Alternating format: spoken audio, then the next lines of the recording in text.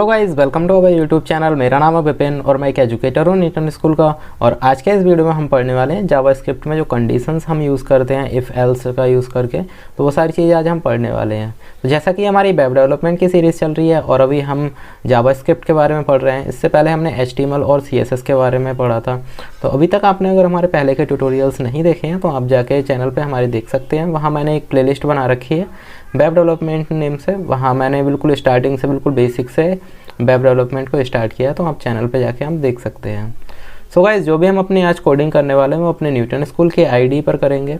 So basically Newton school क्या है? Newton school एक ऑनलाइन लर्निंग प्लेटफॉर्म है जहां आप इनके फुल स्टैक डेवलपमेंट कोर्सेज में एनरोल करके अपनी ड्रीम जॉब प्लेसमेंट पा सकते हैं। And the best part is that आपको यहाँ प्लेसमेंट लगने तक कोई फ़ी नहीं देनी है। आपको यहाँ पर live classes, industry projects, mock interviews and personal mentoring जैसे काफ़ी बेनिफिट्स मिलेंगे। So check out the link in the description to skyrocket your coding career with Newton School। अब मैं यहाँ से लॉगिन कर लूँगा और अभी तक आपने अगर अपना अकाउंट क्रिएट नहीं किया है तो आप यहाँ से साइन अप कर सकते हैं। तो मैं यहाँ से लॉगिन कर लेता हूँ। फिर आपको आना है यहाँ प्लेग्राउंड वाले ऑप्शन में और उसके बाद आपको आना है यहाँ मार्कअप प्लेग्राउंड में और यहाँ पे आके एक अपना प्लेग्राउंड क्रिएट कर लेना है। तो जैसा कि मैं यहाँ पे कर लेता हूँ जावास्क्रिप्ट कंडीशंस, और उसके बाद में हम यहाँ पे जो डिस्क्रिप्शन है उसमें मैं दे देता हूँ वेब डेवलपमेंट, और आप अपने अकॉर्डिंग यहाँ कुछ भी दे सकते हैं। तो यहाँ पे हमारा जो न्यूटन स्कूल की आईडी है वो ओपन हो जाएगी।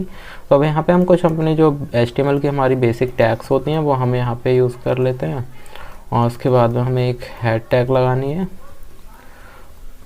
और यहाँ पे हम हेड में अपना टाइटल भी यूज़ करते हैं। तो टाइटल में मैं दे देता हूँ यहाँ पे टाइटल, और इसमें मैं यहाँ पे दे देता हूँ जावास्क्रिप्ट कंडीशंस। उसके बाद में हम यहाँ पे हमारी जो HTML की टैग है वो हम लगा लेते हैं। फिर हम एक बॉडी टैग क्रिएट कर लेते हैं। और अभी हम यहाँ पे ज़्यादा कुछ हमारा जो HTML और CSS का हम ज़्यादा यूज़ अभी नहीं करने वाले हैं। मैं बस आपको जावास्क्रिप्ट में हम अपने जो कॉन्सेप्ट अभी बेसिक चीज़ें हम पढ़ रहे हैं वो मैं आपको समझाने वाला हूँ यहाँ पे। तो मैं यहाँ हेडिंग में डाल देता हूँ यहाँ पे हम जावास्क्रिप्ट कंडीशन।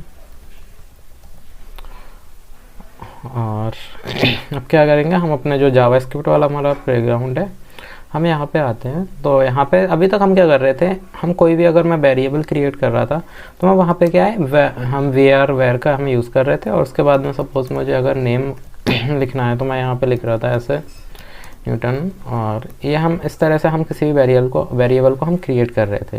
लेकिन हम अभी हमारे पास दो और हमारे पास टर्म्स होती हैं, हम लेट और कॉन्स्ट का भी यूज़ करते हैं। तो उन दोनों का यूज़ करने का क्या मतलब है, उन दोनों का यूज़ हम तब करते हैं जैसे जो हमारा वेयर ये हमारा क्या है, ये हमारा ग्लोबल स्कोप पे वर्क करता है। मतलब अगर मैंने इसे एक बार यहाँ पे डिक्लेयर कर दिया, अब इसके बाद मैं कहीं से भी इसको एक्सेस कर सकता हूँ। लेकिन जो हमारे लेट और जो हमारे कॉन्स्ट होते हैं ये हमारे क्या है ब्लॉक स्कोप पे वर्क करते हैं। जैसे सपोज़ मैंने यहाँ पे एक ये ब्लॉक बना लिया। अब मैं अगर यहाँ पे लेट की वैल्यू डिफ़ाइन करूँगा तो सपोज़ जैसे मैं यहाँ पे नंबर लिख लेता हूँ, तो ये हमारा क्या है, जब हम इसको अगर यहाँ पे डिफ़ाइन कर दिया मैंने 20, तो मैं अब इसकी दोबारा से यहाँ पे वैल्यू चेंज नहीं कर सकता हूँ। अगर मैं यहीं पे दोबारा से डिक्लेयर करूँगा इसी को और इसकी मैं वैल्यू सपोज करना चाहता हूँ 30, तब ये क्या है हमें यहाँ पे एरर मिल जाएगा। तो इसीलिए जो हमारे लेट होते हैं ये और लेट और कॉन्स्ट क्या है, ये हमारे ब्लॉक कोड जो ब्लॉक स्कोप होता है उस पर हमारे वर्क करते हैं। ब्लॉक का मतलब क्या है, जैसे यहाँ पे हमने ये एक ब्लॉक बना लिया, ऐसे ही हमारे पास जैसे फंक्शंस होते हैं या हम किसी लूप में अगर इनको डिक्लेयर करते हैं तो वो बस इतना ही यहाँ पे जो इसका जो हमारा स्कोप है वो बस इतना रहने वाला है।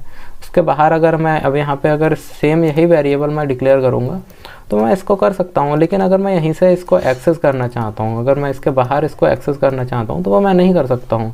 अब मैं जैसे अगर यहाँ नंबर को एक्सेस करूँगा तो पहली बात तो हमारे यहीं पे ये एरर शो कर रहा होगा, क्योंकि हमने यहाँ पे दो बार इसको क्या है हमने डिक्लेयर कर दिया। अब हम लेट का जब हम यूज़ करते हैं तब ये चीज़ हम नहीं कर सकते हैं।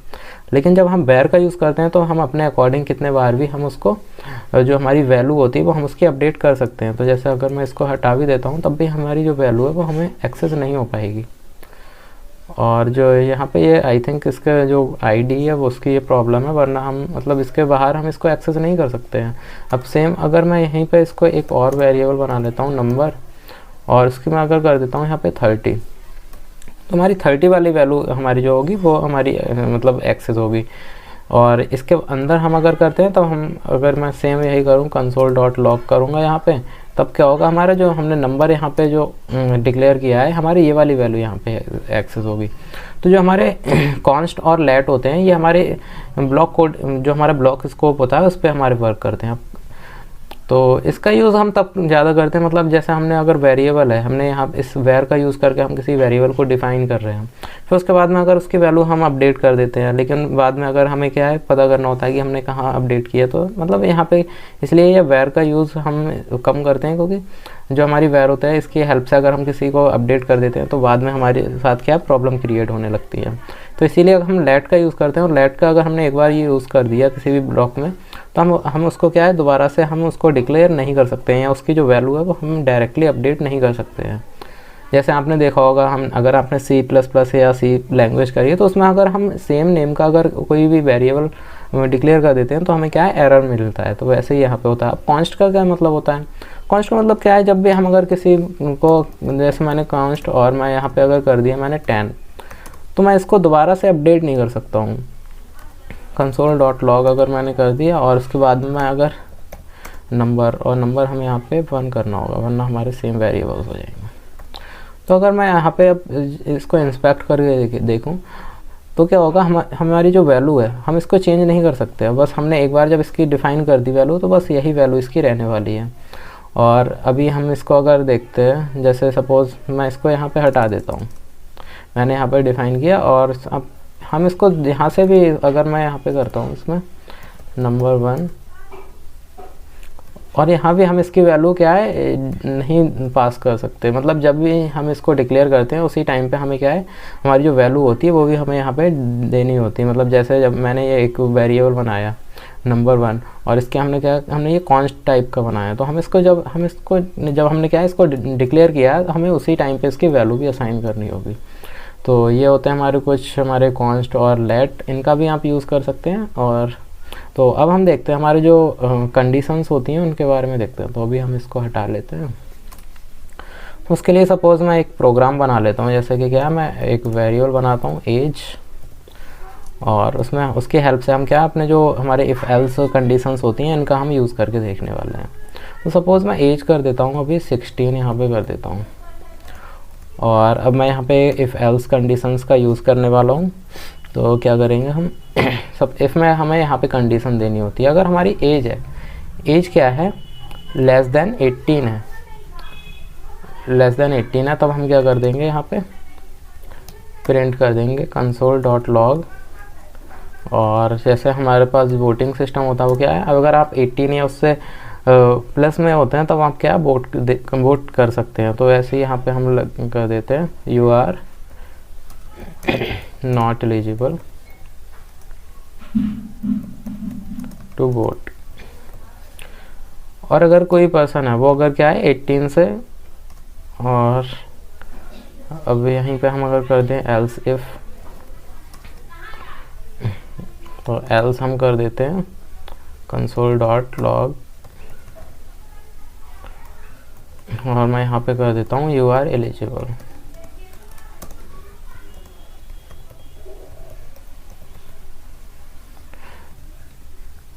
तो अब हमारी जो एज है, अभी हमारे क्या है, हमने एज हमारी जो सेट कर रखी है वो क्या है 16 है। जब हमारी एज 16 होगी तब हम यहाँ पे हमें क्या प्रिंट होगा, you are not eligible to vote. और यहाँ पे आप देख सकते हैं। अब अगर मैं इसको चेंज कर देता हूँ, इसको मैं सपोज कर देता हूँ 26 कर देता हूँ, तब हमारा क्या आ जाएगा, you are eligible to vote, और ये आ गया है। तो इसमें जो हमारे कंडीशंस होती हैं, इसमें क्या होता है, जैसे हमने यहाँ पे इफ़ किया, अगर हमने यहाँ पे कंडीशन दी हुई है, अगर वो हमारी क्या है ट्रू हो जाती है, तब हम इसके अंदर का जो भी कोड होगा, अभी मैंने बस आपको सिंपल सा दिखाया यहाँ पे करके, इसमें और भी बहुत कुछ हो सकता है, हम इसमें अपने अकॉर्डिंग कोड यहाँ पे दे सकते हैं। तो जब हमारी ये कंडीशन है ये अगर ट्रू हो जाएगी, तब क्या होगा, जो इसके अंदर का जो कोड होगा वो हमारा एग्जीक्यूट हो जाएगा। लेकिन अगर वो कंडीशन है ये फॉल्स हो जाती है, तो हमारी जो एल्स के अंदर का कोड है ये हमारा प्रिंट होता है। ऐसे ही इसमें और भी बहुत सारे होते हैं, जैसे हम एल्स इफ़ का भी यूज़ हम करते हैं। तो एल्स इफ़ में हम यहाँ पे कंडीशन दे सकते हैं, जैसे अगर एज है, एज हम कर देते हैं इक्वल टू 18, तब हम क्या कर देते हैं, you are eligible to vote, इसको मैं कॉपी कर देता हूँ और यहाँ पे हम कर देते हैं। और अब मैं अगर इसको 18 कर देता हूँ तब भी हमारा जो है वो चल जाएगा हमारा कोड, और हमारे जो इंस्पेक्ट में हमारा क्या प्रिंट होने वाला है, you are eligible to vote I think होना चाहिए, हाँ। और अगर हम इस कोड को हटा देते हैं तब क्या है, अगर मैं इसको हटा देता हूँ सपोज़, तब हमें क्या है जो हमने यहाँ पे, क्योंकि जो कंडीशन हमने दी हुई है वो क्या है हमारी 18 से ग्रेटर दी है हमने, और हमने ऐसा कुछ यहाँ पे डिक्लेयर नहीं किया कि इक्वल का भी होना चाहिए। और हमारी एज हमने अगर अभी 18 कर दी तब हमें ये प्रिंट होगा कि मतलब you are not eligible to vote. और हमने क्या दिया है, हमने दिया है 18 से मतलब यहाँ पे दिया है, तो ये कंडीशन ठीक है हमारी। तो ये होते हैं हमारे पास इफ़ और एल्स कंडीशन। इसमें आप और भी बहुत सारे तरीके से आप दे सकते हैं, जैसे क्या है एल्स इफ़ करके आप इसमें और भी बहुत सारी कंडीशंस आप यहाँ पे दे सकते हैं। और अगर हम इसमें देखें, जैसे सपोज़ आप इसका यूज़ तब होता है जैसे आपने कोई भी फॉर्म फिल करते हैं, तब आपने देखा होगा कि कुछ फॉर्म में क्या है आपकी मिनिमम एज 18 मांगते हैं। तो अगर तो सबका जो पीछे का लॉजिक होता है वो क्या है, यही है, मतलब इसमें और भी बहुत सारी चीज़ें होती हैं। तो लॉजिक हमारा यही रहता है कि अगर हमारी एज है वो 18 होती है तभी आप उसको क्या फिल कर सकते हैं, या आप उसमें और भी काफ़ी चीज़ें आपने देखे होंगे वो। तो जैसे यहाँ पे आपने देखा होगा जो हमारे फ़ोन मतलब किसी भी हम वेबसाइट पे जाते हैं तो अगर ग्रीट करते हैं तो वो टाइम के अकॉर्डिंग, जैसे अगर हम आप इवनिंग टाइम में ओपन करते हैं उसको तो क्या है आपको गुड इवनिंग मिलेगा। अब उसमें ऐसा कुछ थोड़ी ना है कि पीछे से कोई बैठा हुआ है कि उसे पता है कि आप यहाँ पे आए हैं तो मतलब आप किस टाइम पे आए तो आपको वो गुड मॉर्निंग या टाइम के अकॉर्डिंग आपको ग्रीट करने वाला है। तो वो सब अब जैसे यहाँ पे हम है टाइम, यहाँ पे अगर मैं सेट कर देता हूँ टाइम, सपोज़ हम यहाँ पे 24 आवर्स का लेने वाले हैं और मैं यहाँ कर देता हूँ 6। और अगर हम यहाँ पे कर देते हैं टाइम, सपोज़ टाइम क्या है लेस देन 12 है। अगर हमारा टाइम लेस देन 12 है तब हम यहाँ पे क्या करने वाले हैं, तब हम इसमें ग्रीट कर देंगे console.log और यहाँ पे मैं ग्रीट कर देता हूँ गुड मॉर्निंग। और वरना हम क्या कर देते हैं गुड आफ्टरनून कर देते हैं सपोज अभी के लिए हम।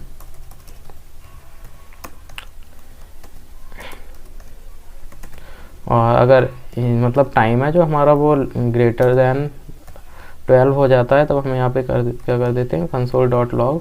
और बस मैं अभी आपको ये समझाने के लिए ऐसा कर रहा हूँ, और इसमें कुछ ज़्यादा बहुत ही इजी कोड है ये। गुड आफ्टरनून लिख देते हैं।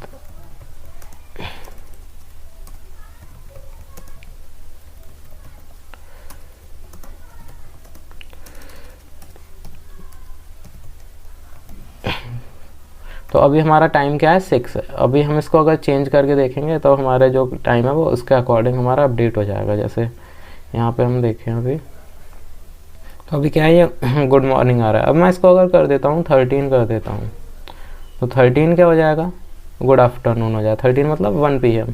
तो इस तरीके से अगर हम इसमें कर देते हैं सपोज़ मैं 8 कर देता हूँ तब भी हमारा क्या है गुड मॉर्निंग मिलने वाला है। और ऐसे ही हम अगर इसमें 20 कर देते हैं तो 20 क्या है मतलब जो हमारे PM 8 PM होता है उसके लिए हम 20 बोलते हैं। तो यहाँ पे हम उसमें अभी बस मैंने आपको यहाँ पे दिखाया, और उसके लिए हम और भी कंडीशन यहाँ पे अप्लाई कर सकते हैं। सो आई होप आपको ये समझ में आ गई होगी कि कैसे हम अपनी जो जावास्क्रिप्ट में कंडीशंस होती हैं उनका हम यूज़ करते हैं। और भी इसमें हमारे पास स्विच केस के बारे में हम अपनी नेक्स्ट वीडियो में पढ़ने वाले हैं। तो अभी के लिए बस इतना ही। और हमने आज देखा कैसे हमारी जो इफ़ एल्स कंडीशंस होती हैं इनका हम यूज़ करते हैं। सो गाइस वीडियो अच्छी लगी हो तो लाइक कर देना, और अगर आप अभी चैनल पे न्यू हैं तो चैनल को सब्सक्राइब कर दें और अपने फ्रेंड्स के साथ भी शेयर करें। So thank you guys for watching the video.